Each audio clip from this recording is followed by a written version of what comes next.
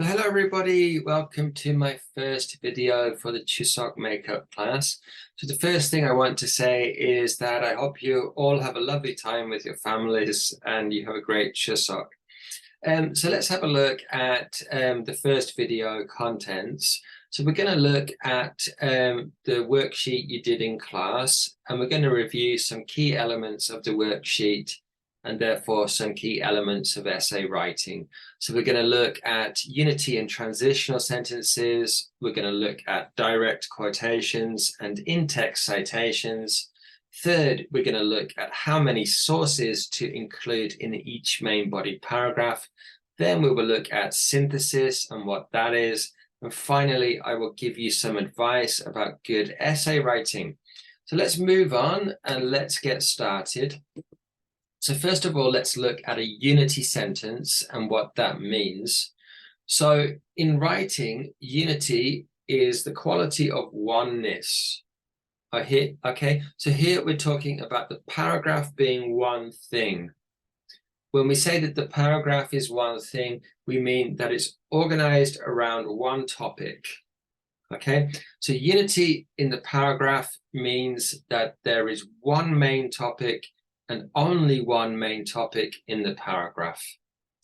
So what the unity sentence does is it refers back or returns to the main topic of the paragraph.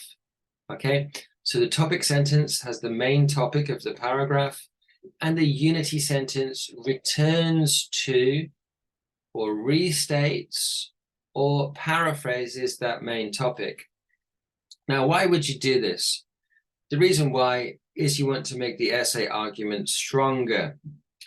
This happens because the topic sentence is also connected to the thesis statement in the introduction.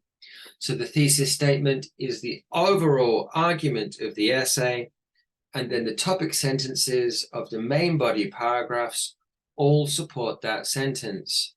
Now, because those topic sentences all support the main thesis statement, when you return to the main topic in your unity sentence at the end of the paragraph, you're also making the main essay argument stronger. Now, I will show you this later on the essay, so don't worry if you don't understand at the moment. At this stage, just understand that the unity sentence goes back to, returns to, or recycles the main topic of the paragraph. And by doing so, it makes the paragraph one complete unit. That's what I mean by unity, and that's what I mean by a unity sentence. Let's have a look at a transitional sentence. So the transitional sentence does something different. If you look at the paragraph, the PowerPoint, you can see two example paragraphs. The last sentence of the paragraph here connects to the first sentence of the next paragraph. So again, we're talking about the final sentence of the paragraph. In this case, we do not return back to the main topic of the same paragraph. In this case, we connect to the next paragraph, or we link or transition to the next paragraph. Again, we connect to the topic of the topic sentence, but not in the same paragraph, in the next paragraph. But again, it's linking by topic. So in that respect, both of the sentences are similar, okay? But one, the unity sentence reconnects or goes back to the same paragraph topic. The transitional connects to the next paragraph topic. Okay, so let's have a look at this link on the PowerPoints, and we can see some of these things in more detail. So I will go through this very quickly now, but you can see that in this essay, every important sentence in the essay is explained in the comments in the right-hand side. So we're looking at the function or the purpose of these essay sentences. And if you want to know more detail about exactly what is going on, you can read the comments. So the first thing I said before, or something I said before, is that we have the essay thesis statements. So if you look at this essay carefully and you study the thesis statements, and then you look at the topic sentences of the main body paragraphs, so the topic sentences are the first sentence of the paragraph, you will see that these sentences all support or reinforce the main argument of the essay. They make the main essay argument stronger. They support that argument.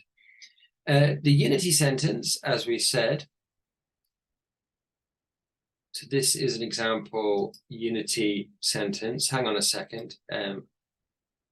This is an example unity sentence. The paragraph has a unity sentence. So this returns to the main topic of the paragraph.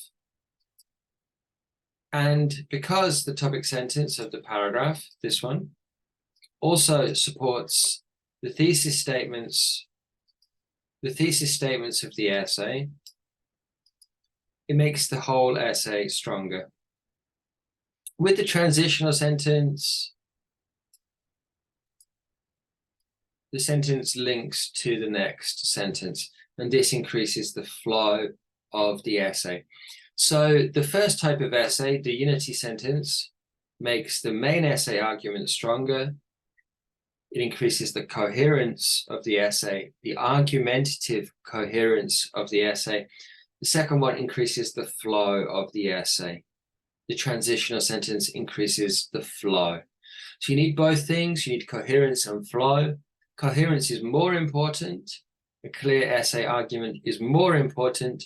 But then sometimes in the middle of the essay, you can include a transitional sentence. Number one, this shows more variety in your writing. And number two, it increases the flow of the essay. This is important in the middle sections of essays and in longer essays. So let's move on and let's have a look at quotations, direct quotations, and in-text citations. So first thing to notice are the quotation marks. So let's look at the text in green, a vulnerability in human psychology. So we use these for something somebody said, something somebody spoke, or something a person wrote, okay? And it means that these are exactly the same words. These are the same words. So they're not similar, they're not a little bit different, they are exactly the same. So that's the meaning of the quotation marks here. So that's the first thing to notice. These indicate the exact words of the speaker. So the second example of a direct quotation here are the words social validation feedback loop. The second thing to notice is the in-text citation. So an in-text citation always has three parts. It has a parenthesis or brackets. It has one name or more than one name, and it has information about the date of publication. So normally it will be a year. So we have three things: parenthesis, name, year. Those are the three elements of an in-text citation. So we can see that we have at least one name in the in-text citation. In fact, we have two, Parker and Solon. And we have the year, 2017, and we have the parenthesis. If we look at the second in-text citation, Solon 2017, again, we have the parenthesis, we have the name Solon, and we have the year 2017, and then the period comes at the end. So the difference between the two is that we also include the paragraph numbers in this case. This is because it's a short article. The first quotation comes from paragraph 1, and the second quotation comes from paragraph 8. Let's move on and let's look at the next example. So the quotation here is the words global social space, and also the words independent of the tyrannies you seek to impose on us. So we know that this is a quotation, first because of the quotation marks, And secondly, because the in-text citation also includes a paragraph number. The second sentence has no quotation marks.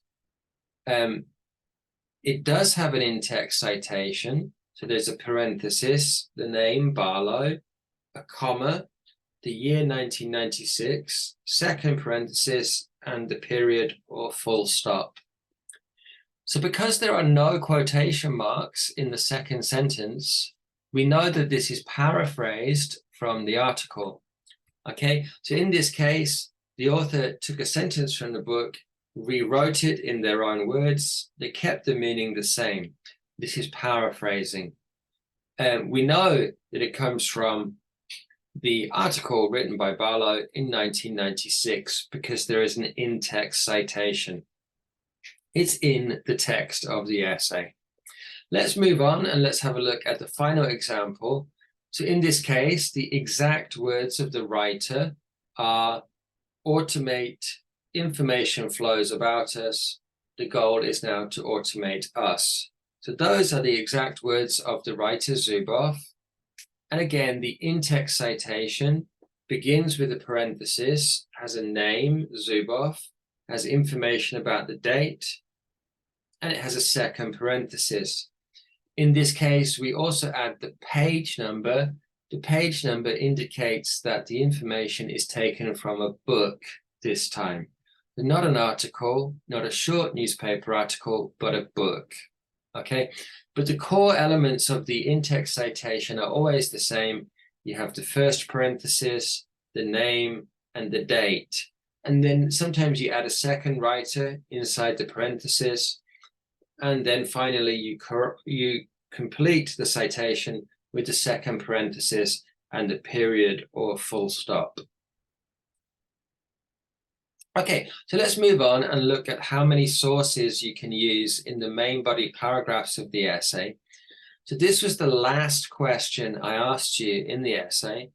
So in main body 1, there are 2 information sources. The first is Cadwallader and the second is Wiley. So notice again that this is the in-text citation. We have the first parenthesis, we have at least one name, and we have a year, and then we close the parenthesis and we put the period or full stop. Main body 2 has 2 in-text citations. Main body 3 has 3 different sources of information. Main body 4 also has 3 different sources of information. You can see that Brynjolfsson and McAfee must be a quotation because there's a paragraph number. And in main body 5, there are 2 in-text citations, one for Wiley and one for DiResta. So hopefully you can see that each of the main body paragraphs has 2 or more different information sources. There are 2 or more in-text citations in all of those main body paragraphs. So the requirement this semester is for you to use at least 2 sources in each of the main body paragraphs. So it's not a requirement for the introduction and conclusion, but it is a requirement for each main body paragraph. We call this type of paragraph a synthesis paragraph. Okay, synthesis just means combining. So combining 2 or more things. So when we combine 2 or more sources in a paragraph, we call that a synthesis paragraph. Okay, this also means there will be 2 or more different in-text citations in the paragraph. So let's move on and have a look at some examples of synthesis paragraphs. So we can see here that there are 2 in-text citations. The first is Cadwallader. So again, we have a name, Cadwallader, we have a parenthesis, and we have a year, 2017. This is a slightly different way of doing an in-text citation, but the core elements are the same. We have the name, the parenthesis, and the year. So those 3 things are always part of the in-text citation. Then we have the same 2 writers and a second citation for those sources. So let's look at the position of the citations in those sentences. So we can see in yellow the first 2 in-text citations, And again, in yellow, the second two in-text citations for the same two sources. Now, why do I put the citations here? It just indicates that all of the information in the middle of the two in-text citations is found in both of those articles. So in this case, in fact, Cadwallader interviewed Wiley in her book, and then Wiley wrote a separate book. So the information is exactly the same. So everything in green is paraphrased. We know this because there are no quotation marks. So this is a paraphrase of the evidence we found in both Cadwallader and Wiley. The section after this is not paraphrased, so this indicates that it is the writer's own evaluation, the writer's own interpretation of that information. So let's have a look at a second example of a synthesis paragraph. This is also a synthesis paragraph because there are two sources, two citations in the paragraph. The first is Solon, the second is Wiley. In both cases, you can see that we have the parenthesis, the name, the year, and so on, and the second parenthesis, and then the period or full stop at the end. Notice that we need something in between the two paraphrases here. We need a linking sentence, or at the very least, a linking discourse marker like similarly or in addition or however, to indicate the logical links between the two pieces of information. Okay, so let's review everything in this video. Let's conclude with my final advice about essay writing. So what is the most important thing that you need to understand about essay writing and essay structure? So the reason why we did that worksheet was because I want you to understand that every sentence in the essay should have a purpose. There should be a reason why you're writing every single sentence. So when you write the thesis statement, for example, the purpose is to show or state the main argument of the essay. When you write the topic sentence, your purpose is to outline the main topic of that paragraph. When you write the unity sentence, your aim is to make the argument of that paragraph stronger and clearer. When you write a transitional sentence, your aim is to transition to the next sentence or next section of the text. Okay, so every time there is a clear purpose. When you include the citation, your purpose is to show which information resource you used. So please think this way when you're writing an essay. Please think that every sentence in your essay should have a purpose. There should be a reason why you're including that sentence. So if you can think in this way, it should definitely improve your essay writing. Okay, so thanks everybody. This was my video about the essay writing worksheet. This was my first video for the Chuseok makeup class. I will make another video soon and I will share that with you at a later time. Okay, so thanks very much everybody. See you all again in the next video.